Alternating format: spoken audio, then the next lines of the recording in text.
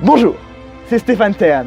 Aujourd'hui, pour ce deuxième épisode, au sein de l'agglomération compiègnoise, j'emmène mon acolyte Louis parcourir les nouveautés et les merveilles médiévales. C'est aujourd'hui que nous nous retrouvons pour un deuxième épisode de Secrets d'Histoire, durement demandé par nos très chers collègues et abonnés. Une fois de plus, je vous emmènerai là où je vais parcourir territoire et histoire dans un numéro exceptionnel de Secrets d'Histoire.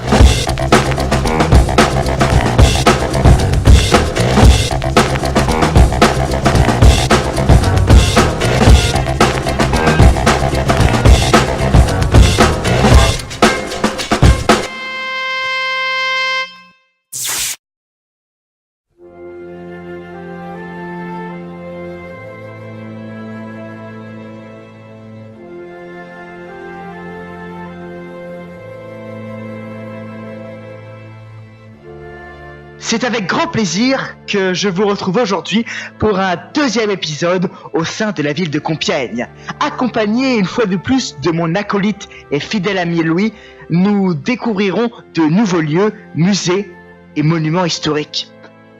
J'espère vous emmener une fois de plus à travers l'histoire tout en essayant de vous captiver et de vous faire partager nos émotions.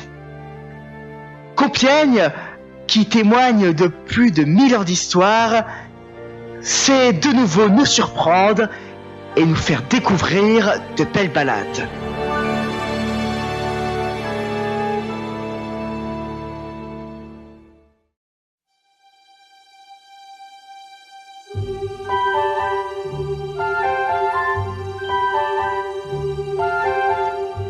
Et pour débuter notre escapade au sein de la vallée compiègnoise, nous commençons au parc Saint-Jean.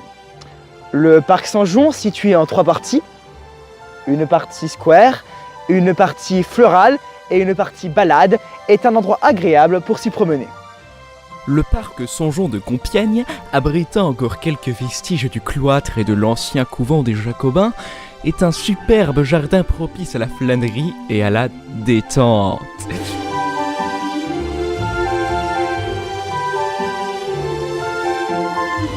C'est accompagné de mon acolyte, Louis, spécialiste en viticulture, que nous explorerons les moindres recoins de ce parc.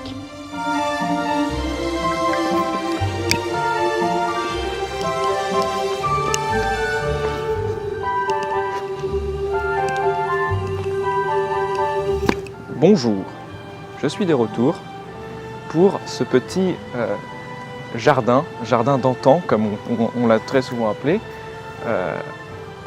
Là, je vais surtout vous parler du niveau viticulturel, c'est-à-dire qu'en fait, ce jardin est une richesse. Il est vraiment très professionnel. Chaque détail de ce jardin a été travaillé à la main par des centaines et des centaines de paysans lors des années 1000.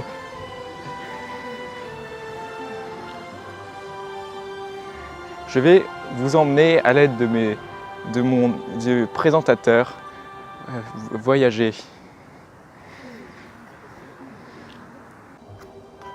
C'est en traversant ces arcs de pierre que je me rends compte que Compiègne a tout le potentiel pour devenir la ville médiévale de l'Oise. La brise qui frôle ma peau et qui attire mon regard vers cette pierre lustrante et blanche me rappelle ma jeunesse. Oui, ce parc Saint-Jean, ouvert dès l'heure de mon plus jeune âge, m'a permis de me rendre compte qu'à quel point la nature était mon domaine.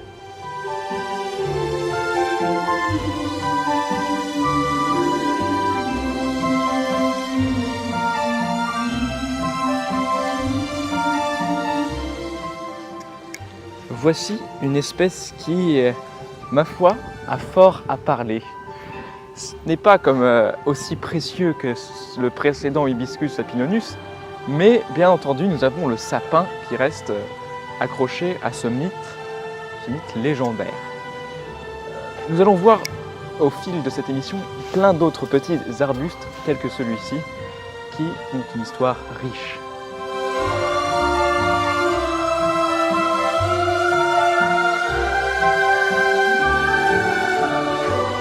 Et après notre escapade au parc Sanjon, c'est pour nous l'heure de se rendre à l'Hôtel-Dieu Saint-Nicolas.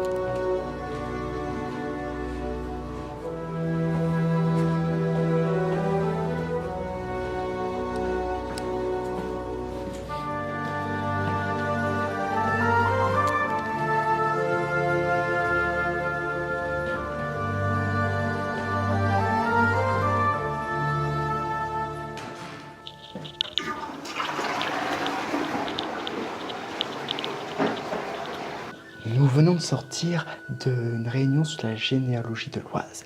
Fort intéressante, malheureusement vous en doutez, nous n'avons pas pu filmer. Mais bon, nous continuons.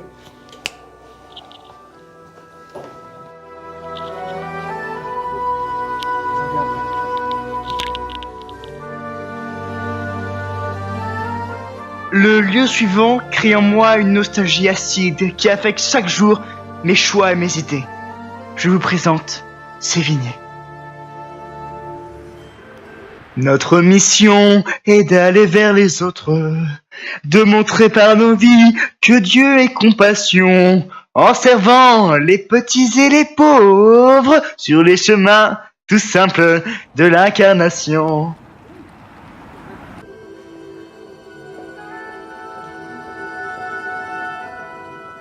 Et que de nostalgie pour moi de revenir à Sévigné, Compiègne. En effet, cet établissement scolaire, lycée, collège, maternelle, cantine et bien sûr halte au sourire m'a ravivé l'esprit quant à l'esprit cantative de Sévigné-Compiègne. Merci d'avoir démarré, c'est un plaisir pour moi. Salut Babette! C'est en longeant une fois de plus ces murs que les souvenirs me reviennent. Ces époques généreuses où ma tendre enfance m'a permis de découvrir à quel point Compiègne était beau. Ces drapeaux synonymes d'amour de la patrie me ravivent le cœur. Sévigné, établissement privé catholique, me permet chaque jour de me rendre meilleur. Salut Babette! C'est ainsi que je vous emmène désormais au centre-ville compiègnois. Un centre-ville riche en architecture, mais en émotion.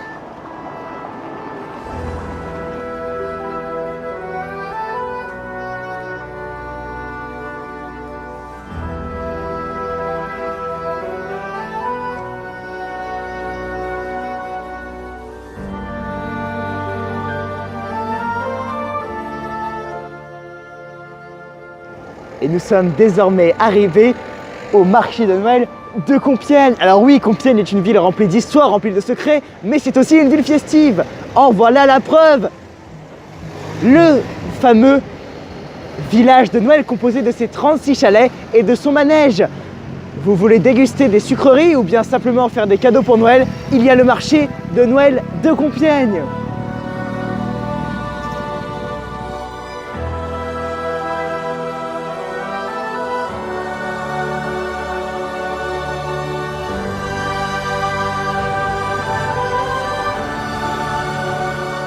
Nous partons donc retrouver notre spécialiste en sucrerie qui a récemment acheté un stand au marché de Noël de Compiègne.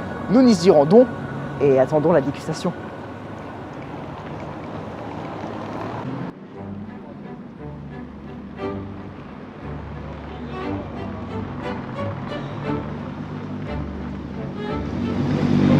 Et oui, c'est encore moi.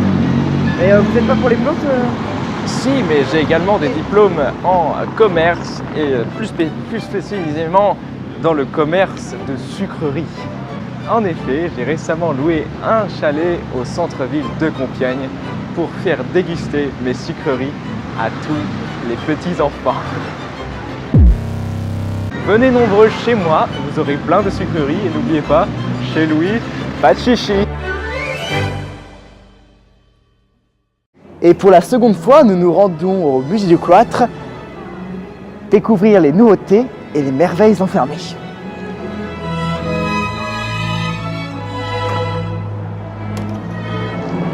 Bonjour. C'est pour cette seconde fois que nous retrouvons ces vestiges.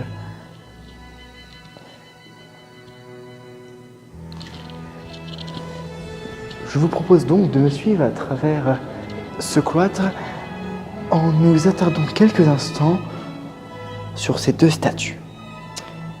Ce sont les gisants de Jean Humérès et de Jeanne de Hangest.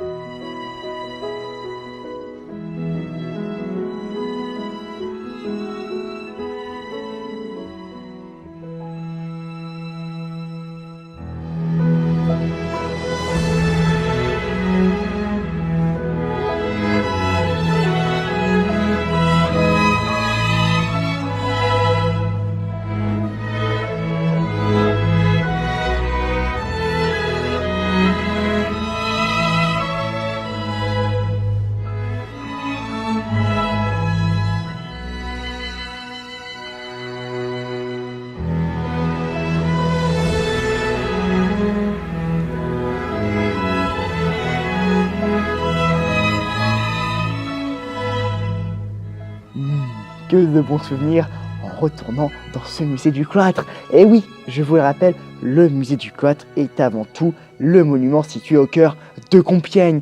Le musée du cloître qui mélange amour, passion, mais surtout qui mélange études et histoire, puisque juste derrière vous se situe la bibliothèque Saint-Corneille. Je vous propose donc de retrouver mon acolyte Louis pour nous détailler un peu plus cette cour du musée du cloître.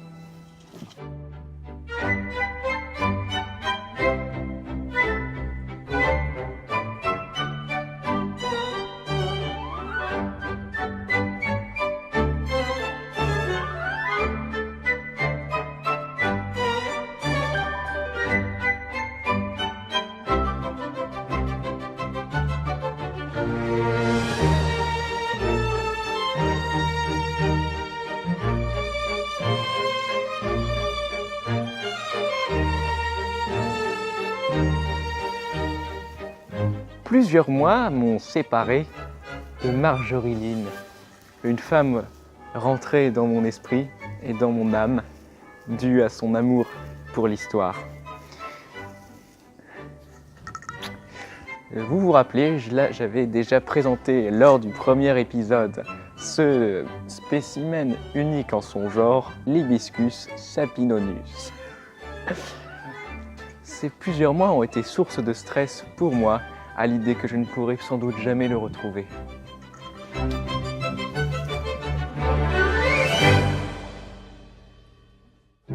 Dirigeons-nous alors vers une autre richesse mythique du centre-ville de Compiègne, le musée de la figurine.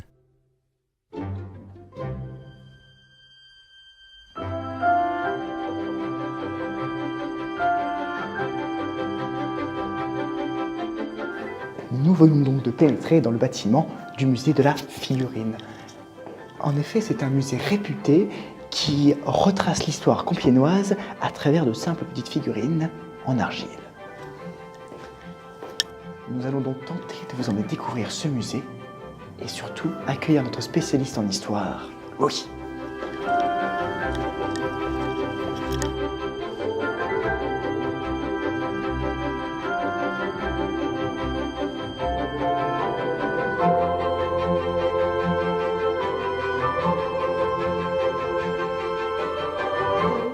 Après avoir pénétré dans ce lieu merveilleux, nous nous retrouvons devant une situation assez particulière. Et oui, puisqu'il s'agit de la capture de Jeanne d'Arc par les Bourguignons devant Compiègne, le 23 mai 1430.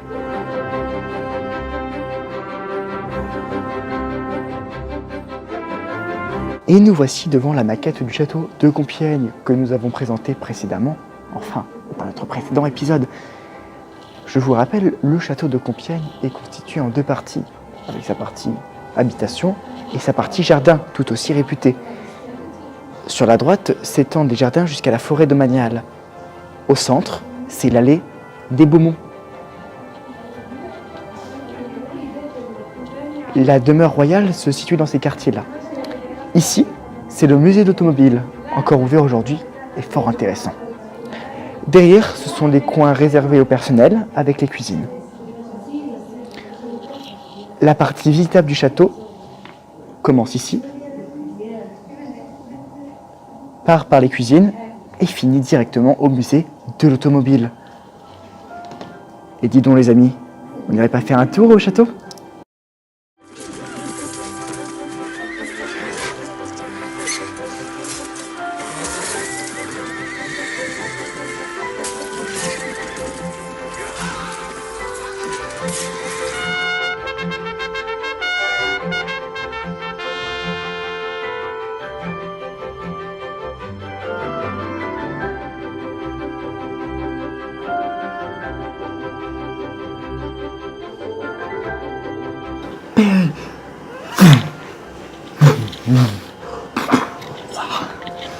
Excusez-moi.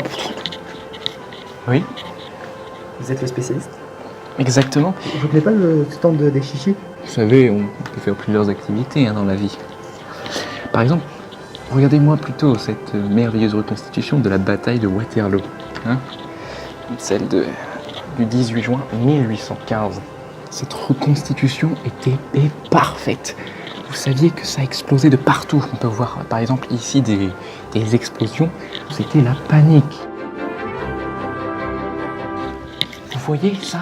C'est plus de 12 000 figurines qui s'affrontent dans un combat acharné dont nous connaissons aujourd'hui qui est le vainqueur.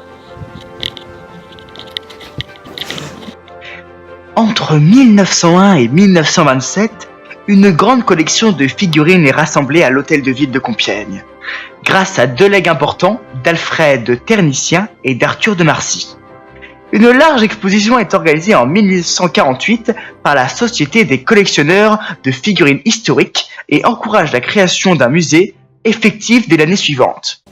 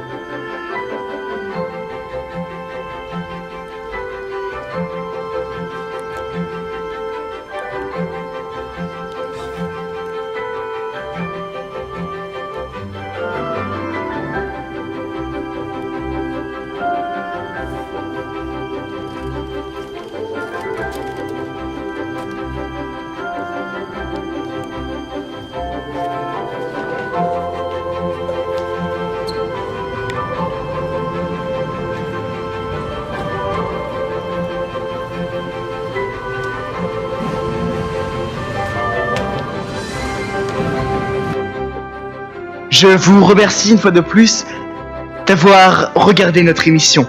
C'est avec grande joie et émotion que je vous convie la semaine prochaine pour un nouvel épisode de Secrets d'Histoire. Bien sûr, vous pouvez continuer à nous suivre sur les réseaux sociaux et n'oubliez pas, l'histoire, c'est l'avenir.